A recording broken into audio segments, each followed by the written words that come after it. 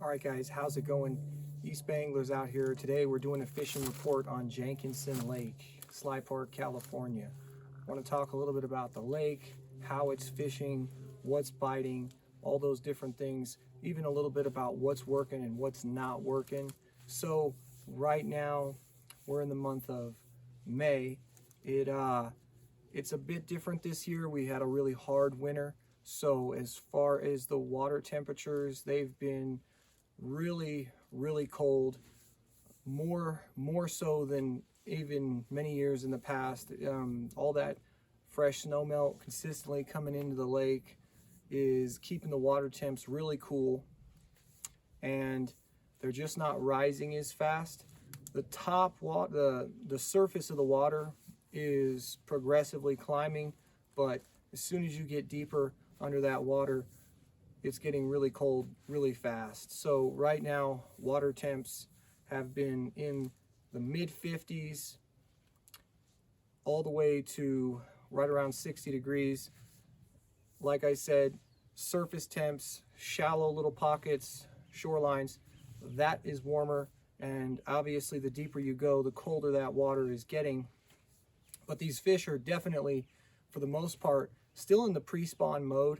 They're not really getting, extremely aggressive yet. They're not, there's a few that pulled into certain areas, came up to certain structure, but for the most part, they're not on a lot of structure throughout the lake. They're not in coves, and I expect within the next week or two, they should be moving into those coves. As far as how many fish, are visible as you're, if you like to sight fish or you like to look in the water and visibly target your casts, there's not a lot to look at. There's not a lot of fish that are visible. The water clarity is still very poor for the most part, except a couple little areas where the water gets clear. So a lot of that has to do with the amount of water that's coming in and has came in. So generally, one of the things that we're going to focus on today is what to look for. So let's start there. Let's start with what to look for. What you're going to be looking for generally, no matter what you're targeting, is clear water. If you can find a stretch or some kind of a break, that's going to, allow some of that water to stay clearer. The clearer water is going to hold more fish, tends to be holding more fish for me consistently. That might be 1 to 3 fish, that might be 5 to 7 fish, but the clear areas that you're able to see a small stretch of clear water, that's going to be very productive. Another thing you guys are going to want to focus on is structure, obviously, especially when you're bass fishing. More so, not more so when you're, if you're targeting trout, you're going to be looking for deeper water. You're going to be looking for the channels or the gut of the particular section, whether it's the gut of the narrows, whether it's the gut that's in the coves. Basically, you're going to go down the center, that deepest area in the water column, and you're going to troll deep, or you're going to fish deep for those lake trout or those brown trout or those rainbow trout. And if you're going for bass, once again, focus on that structure. Find certain areas that might have a slight change. So if you're going to have, like, let's say there's a hump, where you got a stretch or a flat that kind of stays relatively the same amount of depth, and then you're going to have either a shift, whether it drops off or whether it rises. Those little areas are going to be key. Find little areas that are going to have deep water to shallow water access. So something where essentially it might be a steep grade on a point, it might be a steep grade in general, but a lot of areas that the bass are hanging out is where they can go from that relatively deeper water, rise really fast into, say, 10 to 15 feet of water, and then recede right back down, depending on a variety of factors, whether that be the water temperature, like we talked about, whether that be the overcast or the the conditions, whether it's sunny or overcast, whether that be the traffic on the water. There's a lot of traffic, so all these different things are something to keep in mind, all these different factors. As far as, some other things, look for where, obviously Park Creek, Hazel Creek, there's a lot of water coming in. So that water is bringing in a lot of food. So those fish, if you can kind of look at where they might set up along that, they're sitting there and they're collecting food, they're eating, and that's a good spot to target as well. And that doesn't just, pertain to the bass, that pertains to everything else that's in the lake, whether it be the lake trout we talked about, Mackinac, whether it be the rainbows or the brown trout that we talked about earlier. All those fish are going to set up where food's coming in, especially now that we're going to have, this extreme melt here. We're going to have a rush of water coming in. It's going to be even more so, everything I'm saying with that. So as far as that, that's something to keep in mind. The fishing in general, if you're going out, the fishing for bass has been slower. Obviously, they're not where they should be most of the time. We're expecting them to be in these traditional locations that they just haven't been in. So it's been a little difficult, obviously, because you're spending some of your time, or a good amount of your time, depending on who you are, in areas that just aren't being productive right now. The fish haven't moved in or aren't staying there, even if they move in for a brief moment. So, it can be good, it can be slow, but most of the time it seems to be kind of slow, because every single day, myself included, I'm going in and I'm double checking, are they moving into the coves yet? Are they moving into the structure, tight on structure, and so that's something that you have to check on. Obviously, conditions, everything's changing every day. So that's one thing. As far as the trout fishing, the lake trout, it's been fairly, I would say, consistently slow, unfortunately. But there have been some good fish coming out here and there, mostly lake trout. Occasionally, I'm seeing or hearing somebody I know that also fishes the lake quite often. They're showing me pictures of the brown trout they caught, and it's one of those fisheries where it's definitely it's interesting. Fish are moving; they're always moving. They're roamers. It's not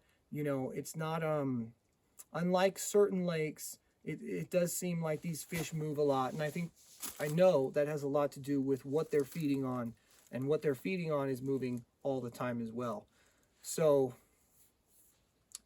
as far as what you might want to throw, you guys might want to go out there and you might want to target lake trout. Throw speedy shiners, right? Throw cast masters, troll cast masters, troll the speedy shiners, troll yourself some needlefish. Obviously very natural colors are going to be productive. Anything else is going to be a waste of your time. In general, when you're going for, the bass, obviously they've got largemouth, they've got spotted bass, and they've got smallmouth bass.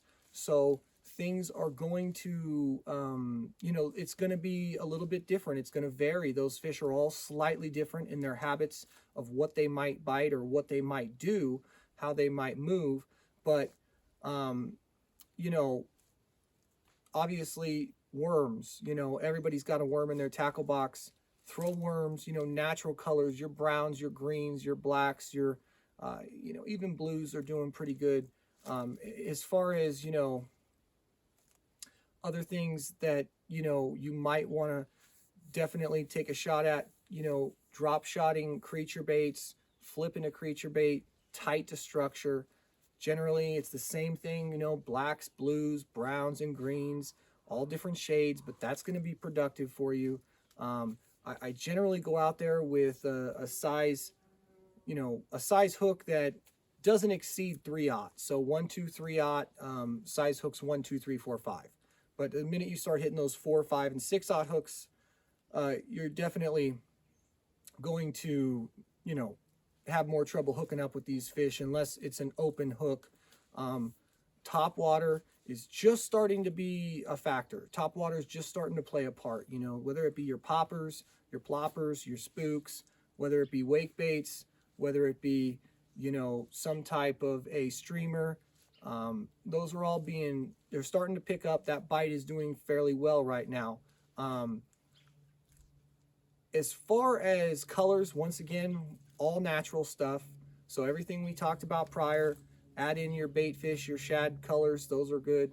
And that's been good. As far as some of the other techniques is jerk baiting and spinner baiting. You know, throwing spinner baits, throwing your spinners, throwing your jerk baits, those are working really well. The jerk baits, same type of deal we talked about. Those natural colors we've already referred to. Spinner baits, it's the same deal. All the colors we referred to. And every once in a while, you know, let's not forget about reds. Sometimes, you know, throwing some red baits out there is really productive, especially I think for the next 2 months or so.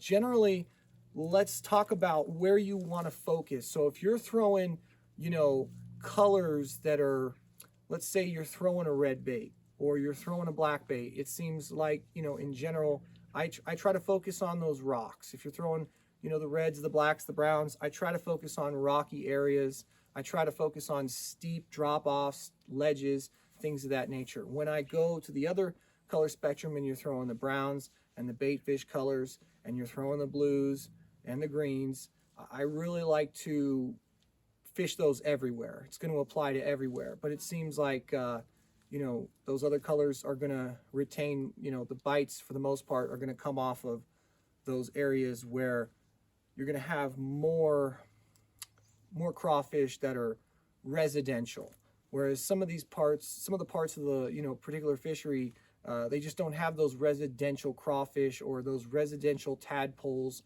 or whether it be you know, sculpin or all the little insects that are gonna small bait fish, creature baits that are gonna, you know, reside within that lake. I hope you guys get out here soon.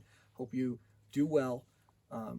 Hopefully, you know, you guys took a few notes, maybe took something from this video and you're going to apply it. You're definitely going to do better.